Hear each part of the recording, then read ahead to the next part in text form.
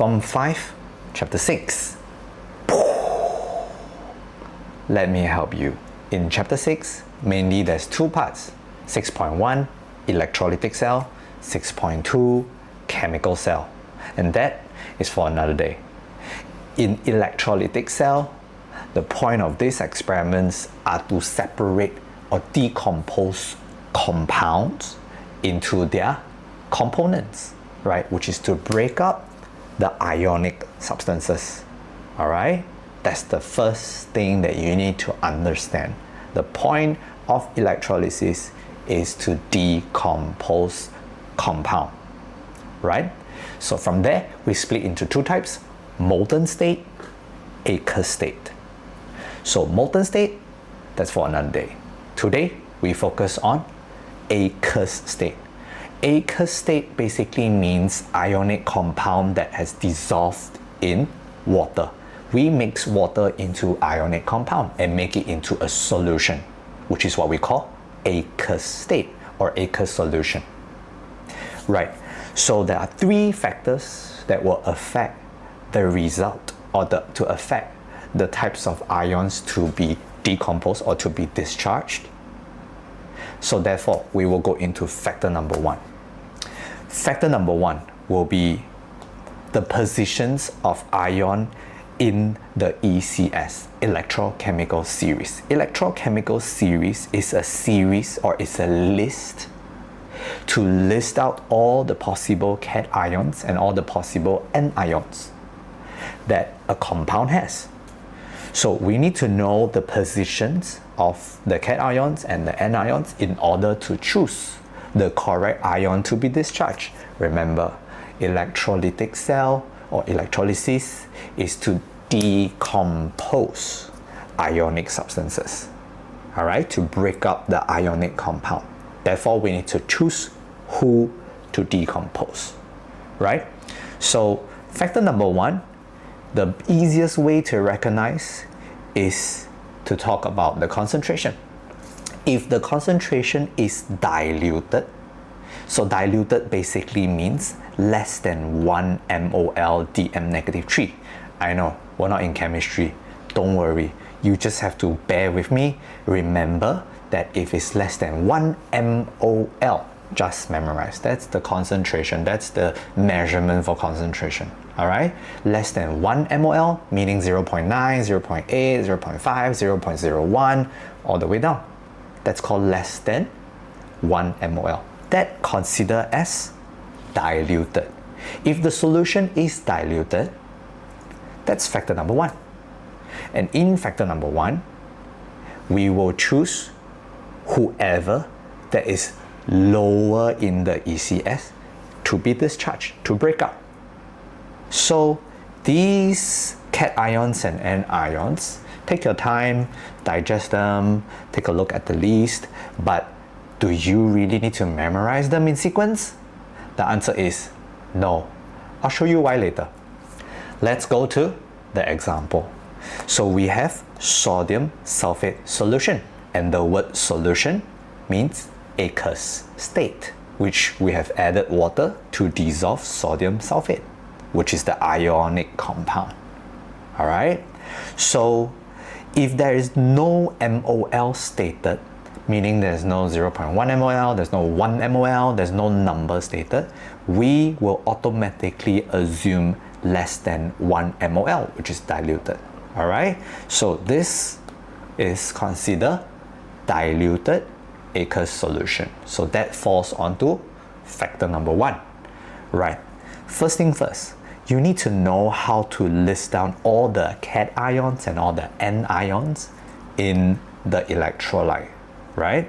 So first thing first, these are three answers for you. Sodium will be your cation, sulfate will be your anion, but there is two more, because being aqueous solution means water is added. When water is added, we have hydrogen ion as your cation and hydroxide ion as an anion. So you want to remember that when we have aqueous solution, you will definitely have hydrogen and hydroxide ion in the electrolytes. So in total, we have 4 ions together. Now the thing is this, we have 2 cations, we can only choose one to be discharged by the cathode. So who do we choose? That's the question. And we have 2 anions as well, but who do we choose to discharge? That's the question, right? So according to factor number 1, we will have to choose whoever that is lower in the ECS, right? So imagine this, sodium and hydrogen both came for interview. So I'm the interviewer, they are both the interviewee, right? So when they come to interview, I, as the interviewer, have to choose who do I want to work with, right? Sodium and hydrogen, they are different levels in the ECS. So based on factor number 1, I need to choose whoever that is lower in the ECS, because the lower you are in the ECS, the easier to be discharged. Or in the interview context, the lower you are in the ECS, the more humble you are to work with, right? So let's refer to the table. Sodium and hydrogen. Sodium is here, hydrogen is here. Who is lower in the ECS? Correct, hydrogen. So I will discharge hydrogen compared to sodium, because hydrogen is less electropositive than sodium, meaning hydrogen is more willingly to let go of its charges to become neutral again. Let's get back to the interview context. Between sodium and hydrogen, who would I choose? I would choose hydrogen, because hydrogen is more of a humble person compared to sodium, higher in the list of ECS, a more ego person. Hydrogen and sodium will come in for interview, and sodium would throw me the resume and say, hey boss, I tell you, I got 10 years experience. I do a lot of things before. Okay, you let me know what you need me to do. I can do one. Whereas hydrogen is more of a humble person. Hi boss, I've only 2 years experience, but I'm willing to learn. Who would I choose? I would choose someone lesser experience, but willing to learn, compared to someone who has strong ego and will not listen to my instruction. So my choice, hydrogen, because it is lower in the ECS. So for anion, we have sulfate and hydroxide. Sulfate is here, hydroxide is here. Who is lower in the ECS?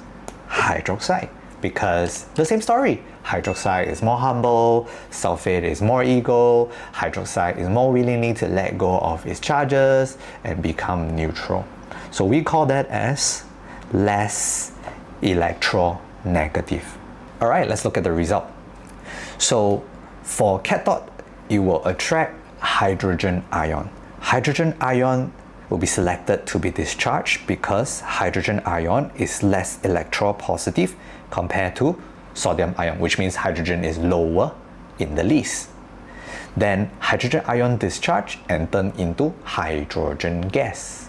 Hydroxide selected to be discharged because hydroxide is less electronegative compared to sulfate ion, because hydroxide is lower in the ECS. Hydroxide discharge, which is oxygen gas. So this you have to remember and to memorize that hydroxide will turn into oxygen gas. So at the end, I have 2 gases released in the electrolytic cell. Alright? Now remember, I was saying that you do not need to memorize the whole series, is because you just have to memorize the last 3 in cation series. Because if you see hydrogen and someone else, you will choose hydrogen. If you see hydrogen and the lower ones like copper or silver, then you choose the lower one. Therefore, hydrogen, copper, and silver are the 3 that you need to memorize. The rest that you don't know, don't worry. They will not be what you'll be choosing, right? And as for anion, it's always going to be hydroxide, because there's nothing else lower than hydroxide. And in aqueous solution, there will be definitely hydroxide and hydrogen, right? So it's a definite answer to choose hydroxide. And the explanations are here. Important. Next, how can we prove the presence of oxygen and how can we prove the presence of hydrogen? So these are the tests to test these two gases because they are transparent. How would you know if they are oxygen or they are hydrogen?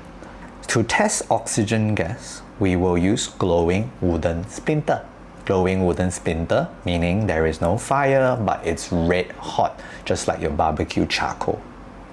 When it is placed into the oxygen, it will ignite the splinter, meaning fire will come back and the stick will burn again. If glowing wooden splinter ignite, the gas is oxygen. To test hydrogen, we will use burning wooden splinter, which is the stick with fire. If we were to place the stick into the gas, it explodes with a pop sound. That is to prove the presence of hydrogen because hydrogen is explosive gas. Let's try out some question. So first thing first, we will have to look out if it's diluted or not. So here says 0.1 mol. Alright, confirm, diluted. Factor number 1, choose whoever that is lower in the ECS. Right, so before we do anything, we need to list down the types of ions that are present in the electrolyte. This is usually the best practice because then you are clearer of what you are going to write later or who are you going to choose. So these are the list of ions. So we have sodium ion, nitrate ion, hydrogen ion, hydroxide ion because this is a solution. A solution means there is water. Water means there is hydrogen and hydroxide ion. Alright? So, next.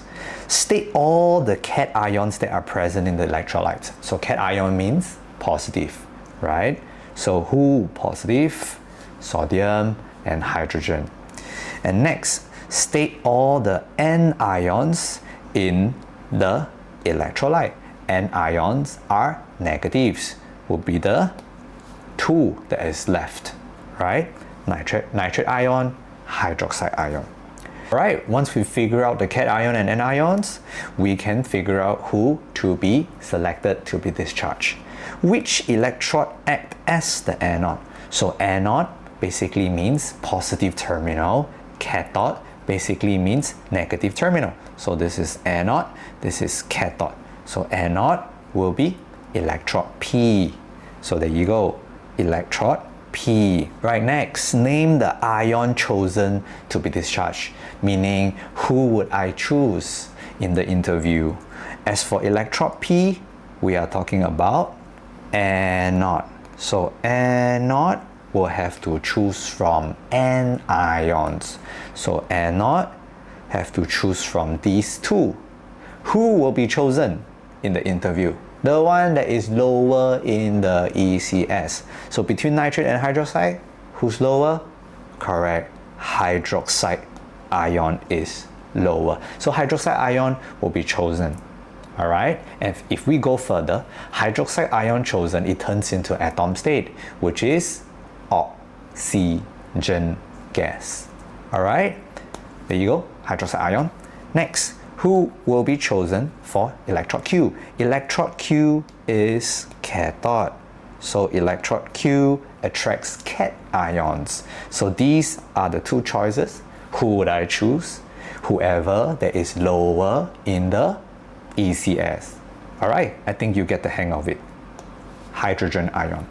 So to go further, hydrogen ion will turn into atom state. So hydrogen ion will turn into hydrogen gas. D. Explain your answer in C2 based on the selection of ion. Meaning, why? Why would you choose hydrogen instead of sodium?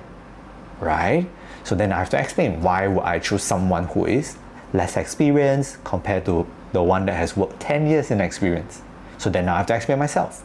I choose hydrogen, or I choose whoever that is lower in the ECS because the person is more humble, or because the person is less electropositive. Remember, less electropositive at the bottom, more electropositive on the top. So we are choosing hydrogen because hydrogen is less electropositive than sodium. That's your explanation. All right, there you go. Hydrogen selected to be discharged because it is less electropositive compared to sodium. Cool. I hope factor number 1 helps, and I'll see you in the next factor. Peace.